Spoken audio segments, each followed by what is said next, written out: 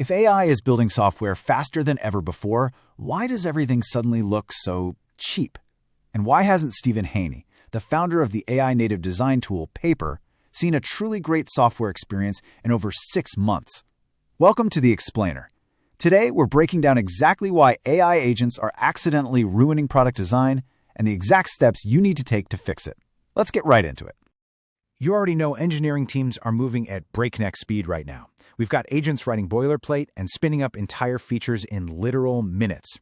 But here's the catch. This raw speed has created a massive bottleneck because the actual visual and interactive quality of what gets shipped to the end user, it's completely plummeting. Which brings us to Section 1, the AI design dilemma and the massive rise of generic software. Haney's quote here really hits the nail on the head. He hasn't had a great software experience in 6 months. Think about that for a second. When spinning up a web app becomes completely effortless, the market just floods. The baseline for an acceptable product drops straight to zero, and suddenly every single new application starts looking exactly the same. There's actually a name for this now. The industry calls it vibe-coded. Basically, it's software that feels like an AI just spat it out with zero human intention. You know the look. The spacing is just a little off, the colors are totally uninspired, and the whole thing just screams minimum viable product. And listen, if you are building in high-trust spaces like healthcare or finance, shipping a vibe-coded app is a massive, massive red flag for your users. So how do we fix it? That brings us to Section 2, Agent Native Design, and how we start building for both agents and humans. Here's the fundamental problem. Traditional design tools are built on custom rendering engines. It's essentially a blank canvas that AI agents really struggle to understand, which means slower generation times and way higher token spend. But agent-native tools flip this completely. They use raw HTML and CSS as their underlying engine. And because AI models are literally trained on the internet's code, they instantly understand this environment. The result? Fast, highly accurate, and incredibly cheap generation. Because this new breed of tool is built on native web tech, you unlock some absolute superpowers right inside the canvas.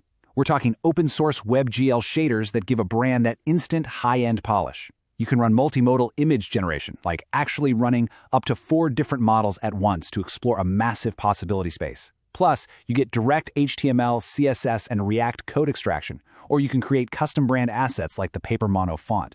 You're giving designers the ability to elevate product and brand completely effortlessly. All of this leads perfectly into Section 3, erasing the dev handoff and making the code base your single source of truth. The old workflow is, quite frankly, mathematically broken. Designers building in a visual canvas while developers try to match it. Maintaining those two separate systems guarantees they will fall out of sync over time. But in an agent-native workflow, agents edit HTML directly in the interface. The design you are manipulating is the literal code, perfect sync, zero handoff. The designer, developer, and AI are all collaborating on the exact same underlying material. A great example of this is Paper Snapshot. Instead of taking static PNG screenshots to draw over, you pull the live code of your production site directly into the design canvas. You're iterating on what your users are actually seeing, and you can ask the agent to generate variations based on real user experiences, not just a static mockup.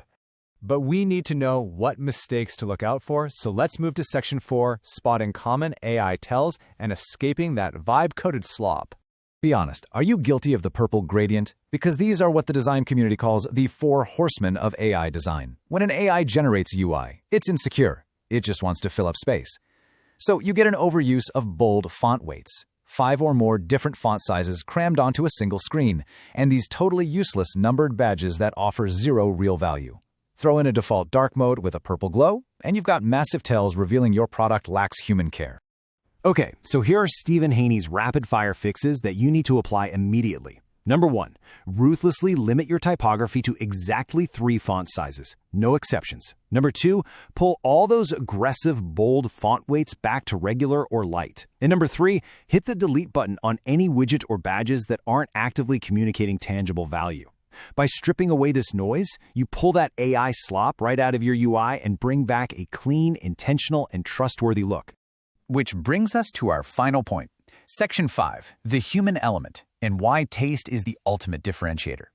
As Haney points out, design is this great differentiator. You have to put the care in. Look at every truly massive company of the last 20 years. Exceptional design is the common denominator. You absolutely cannot build an industry-defining business with a mediocre vibe-coded presentation. When everyone has access to the exact same AI coding agents, pure functionality is no longer a moat. Human care and design become the ultimate reasons why users will choose you. So, the future workflow isn't about AI replacing designers. It's about scaling them. Picture this. Before you go to bed, you set your agents in a loop to generate hundreds of layout variations overnight. The next morning, you wake up, review the work, and act as an editor. You leave comments on the canvas for the agents to resolve, and you apply your subjective human taste, that innate sense of what feels trustworthy, exciting, and brand-aligned. That is something these statistical models fundamentally lack. All right, before we wrap, let's do a rapid-fire review of the hard facts. Vibe-coded slop destroys user trust. Agent-native tools using HTML and CSS engines completely eliminate the dev handoff. And to fix your AI designs today, limit yourself to exactly 3 font sizes, use lighter weights, and delete those useless badges. Here is your one-sentence takeaway for today. In an era where AI can type code for free, your subjective human taste is your only remaining business moat. Now, time for today's hardcore debate. Do you think agent-native design is a genius evolution or a massive trap that's just going to make every app on the internet look exactly the same? What's your reasoning? Leave a comment below with your take, and we'll send you our full UI/UX AI checklist and mind map. Thanks for watching The Explainer, and we'll see you in the next one.